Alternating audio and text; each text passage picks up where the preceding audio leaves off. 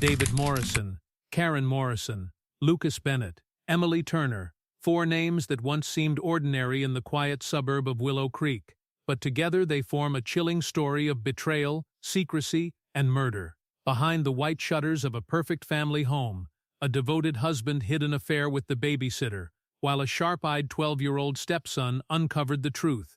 What Lucas saw should have been harmless, but it made him dangerous in the eyes of the man he trusted most. And to keep his secret, David made a choice so unthinkable that it destroyed everything, and exposed just how far someone will go to protect a lie. The Morrison family lived on a quiet street in Willow Creek, a suburban neighborhood where the sidewalks were lined with maple trees and children rode their bikes until dusk. Their home, a modest 2-story house with white shutters and a well-kept lawn, looked like something out of a postcard. To neighbors, they seemed like the model family. David Morrison, at 38, was respected for his steady work as an accountant. He was the type of man who always waved at the mailman, mowed his lawn every Saturday, and volunteered at community events. Karen Morrison, his wife, was equally admired.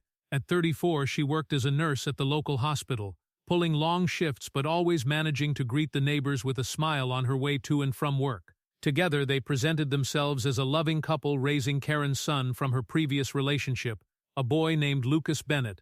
Lucas was 12, an energetic and curious child who excelled in school and loved tinkering with gadgets in his free time.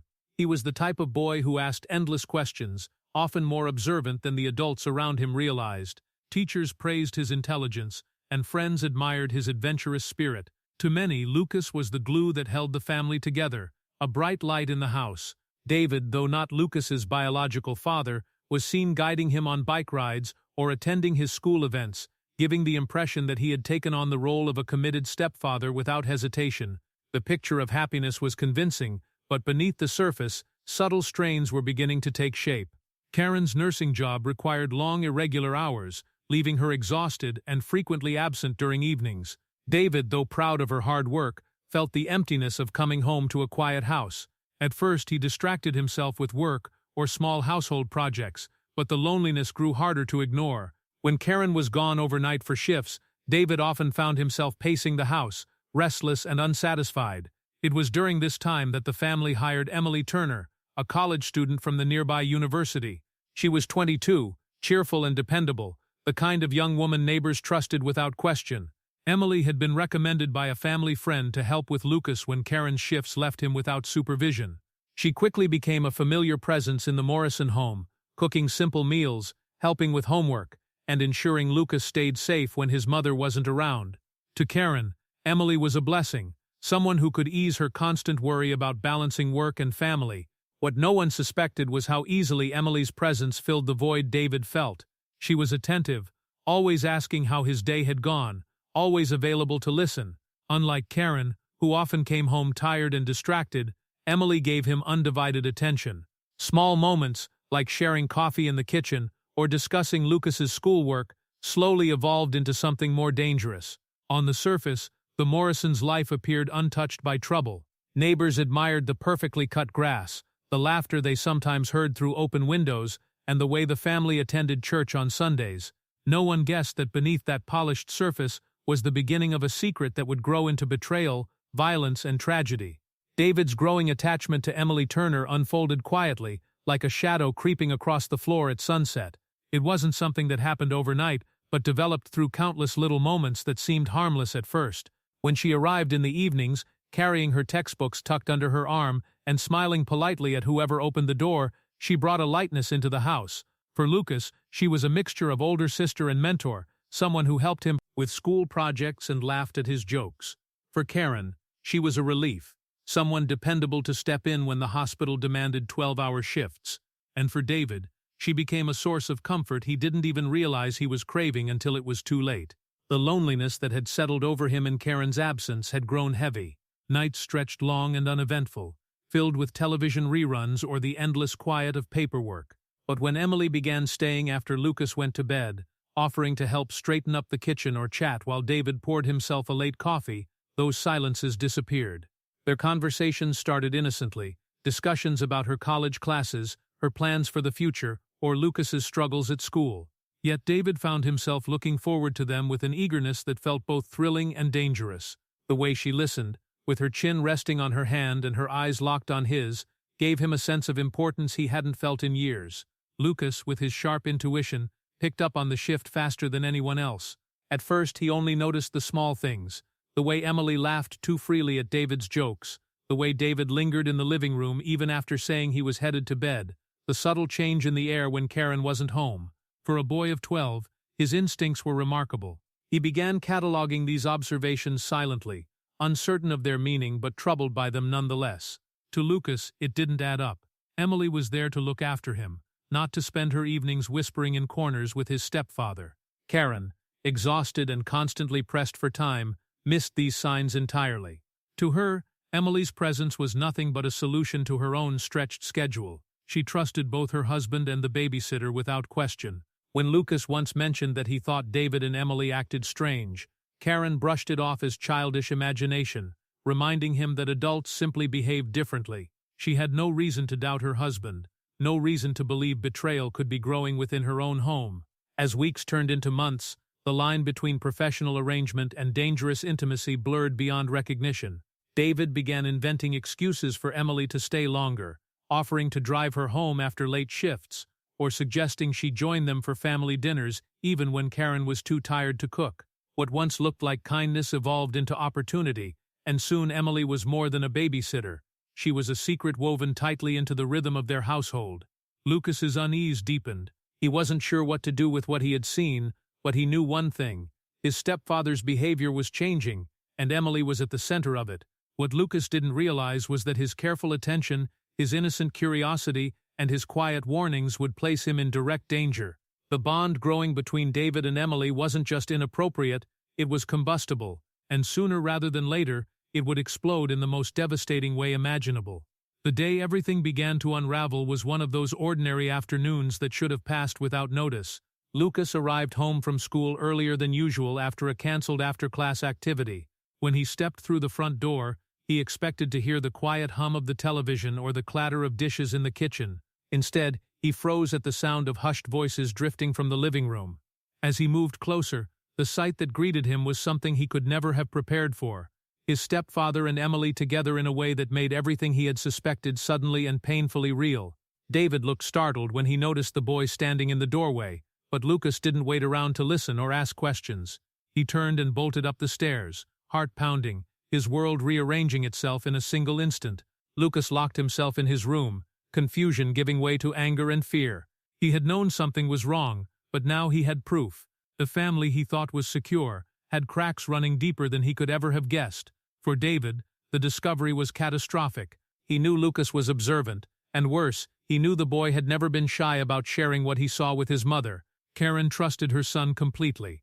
If Lucas told her what he had witnessed, the fragile arrangement of secrets David had been balancing would collapse within hours. The fear that settled in David's chest was different from the loneliness that had first pushed him toward Emily. This was raw panic. He imagined Karen's face twisted in betrayal, the neighbors whispering behind their hands, his career collapsing under the shame of scandal. The more he thought about it, the more trapped he felt. Emily, though frightened by the possibility of being exposed, tried to reassure him when they met privately later, but her words did little to soothe him. David saw only one truth: Lucas now held the power to ruin everything.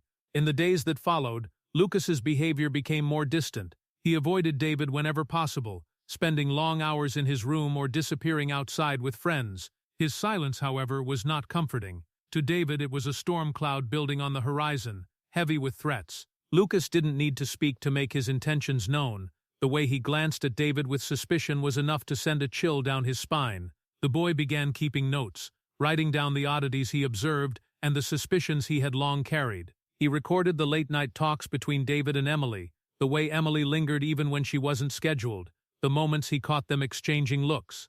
These notes were meant as a way to organize his thoughts, maybe even evidence to show his mother when the time was right. But in doing so, Lucas unknowingly tightened the noose around himself. David eventually stumbled upon the notebook while Lucas was at school. The words written in the boy's uneven handwriting sent him into a spiral of dread. Everything was there, every suspicion laid out like a case file waiting to be handed over. The choice David faced became, in his mind, terrifyingly simple: allow Lucas to destroy his life or take steps to silence him forever. What began as a secret affair had transformed into something far darker. In David's mind, Lucas was no longer just a stepson, he was a threat that needed to be eliminated. The line between desperation and violence was thinning, and soon there would be no turning back. The night David made his decision arrived cloaked in the ordinary. It was late November, the air outside sharp with cold, the leaves scattered across the driveway crisp underfoot. Inside the Morrison home, everything appeared normal to an unsuspecting eye. Karen was working another overnight shift at the hospital. Lucas had eaten dinner and settled into his homework, and Emily was nowhere in sight. But David was restless, pacing the house with the wrench of dread twisting tighter with every step. The discovery of Lucas's notebook had been like a death sentence. Each word written by the boy was a weapon that could shatter the life he had built. He convinced himself that action was the only option, that the silence of one boy was the price of protecting everything else. He waited until Lucas had finished his schoolwork and was preparing for bed. With forced calm, David suggested they take a quick look at the bicycle in the garage, claiming he had noticed a problem with the chain earlier in the day. Lucas, cautious but unsuspecting, followed. The garage was dim, lit only by a single bulb that buzzed faintly overhead. Tools were scattered across the workbench, the faint smell of oil and metal filling the air. The scene was so ordinary that it almost masked the extraordinary evil about to unfold. As Lucas leaned down toward the bike, David's heart pounded with a mix of fear and resolve. He told himself there was no going back, that if he hesitated for even a moment, the boy might speak and ruin everything. His hand gripped the wrench he had taken from the workbench, its cold weight pressing against his palm. The sound of metal striking bone was sharp, sickening, final. Lucas crumpled instantly, his body collapsing onto the concrete floor with a thud that seemed to echo in the small space. The boy's fragile frame twitched once, then lay still. For a moment silence filled the garage, broken only by David's ragged breathing. He stood over the body of his stepson, the reality of what he had done washing over him in waves of horror and relief. There was no undoing it now. He told himself it was necessary, that he had been cornered and had no choice. But beneath that rationalization lurked a darker truth. He had valued his secret more than the life of a child. Quickly, David began staging the scene. He tipped over the bicycle and positioned Lucas beside it, arranging the wrench to look as though it had fallen from his hand in some tragic accident. He smeared a trace of oil across the boy's sleeve, trying to construct a believable story in the event of questions. It was clumsy, rushed, but in his panicked mind it seemed plausible. Accidents happened all the time. A boy could easily fall, hit his head, and never wake up. When he was finished, David stood in the doorway of the garage, staring at the motionless body on the floor. The enormity of the crime pressed down on him, yet he clung to the belief that he had protected himself and Emily. In his mind, Lucas's silence had been secured forever. What he failed to consider was the trail the boy had already left behind, the notes scribbled in his notebook, the careful observations stored on his phone. The truth was not buried with Lucas that night. It was waiting, ready to rise to the surface, and it would drag David down with it. The investigation began almost immediately, because the circumstances of Lucas's death raised quiet suspicions even before the family could settle into grief. At first glance, the scene in the garage did resemble a tragic accident. A fallen bike, a wrench nearby, and a child lying motionless on the cold floor. It was easy to imagine a misstep or an unlucky fall. Karen, devastated and blinded by sorrow, clung to the belief that her son had suffered a freak mishap while trying to fix something on his own. She wept in the hospital waiting room where doctors confirmed what David already knew, that Lucas was gone. To her there was no reason to suspect foul play, but the detectives assigned to the case had learned to look past appearances. During their preliminary sweep, small inconsistencies appeared. The angle of the head wound seemed unusual for a fall, more consistent with a direct blow. The wrench on the ground had no traces of fingerprints, not even Lucas's, suggesting it had been carefully wiped. And then there was Lucas's phone, collected as routine procedure. Within its notes app, investigators uncovered a series of entries written in the weeks leading up to his death. The words painted a picture of unease, a young boy trying to make sense of what he saw in his own home. He had recorded details of Emily's late nights, of David's sudden change in demeanor, and suspicions that the two were hiding something from his mother. What began as a tragic accident now shifted into a potential crime.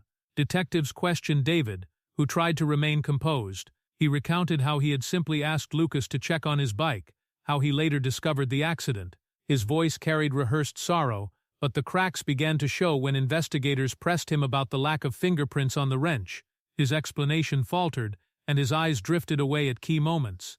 Emily Turner, drawn into the spotlight by Lucas's notes, was questioned next. Under the weight of pointed questions and the knowledge that everything was unraveling, she crumbled quickly. She admitted to the affair, though she insisted she had never expected or encouraged David to harm the boy. Her confession confirmed the motive investigators had been circling from the start. With her cooperation, the pieces began to lock together. Karen's world shattered in slow motion as she learned the truth. The husband she had trusted, the man she had believed would love her son as his own, had not only betrayed her, but had stolen the very child she had worked so hard to protect. The revelation was unbearable. The grief of losing Lucas now fused with rage and disbelief, leaving her adrift in a reality that felt like a nightmare. David Morrison was arrested and charged with first-degree murder. His trial drew the community's attention, every detail dissected in hushed conversations across Willow Creek. The polished image he had cultivated for years was gone, replaced with the face of a man who had chosen secrecy and selfishness over the life of an innocent boy. Emily, though spared the harshest sentence, faced charges for obstruction and perjury, her name forever tied to a scandal she could not escape. The verdict was decisive. David was found guilty, sentenced to life behind bars without the possibility of parole. The story of the Morrison family became a chilling reminder of how easily a perfect facade could conceal monstrous truths. The quiet streets of Willow Creek would never look at that white-shuttered house the same way again, haunted by the memory of a boy who saw too much and paid the ultimate price.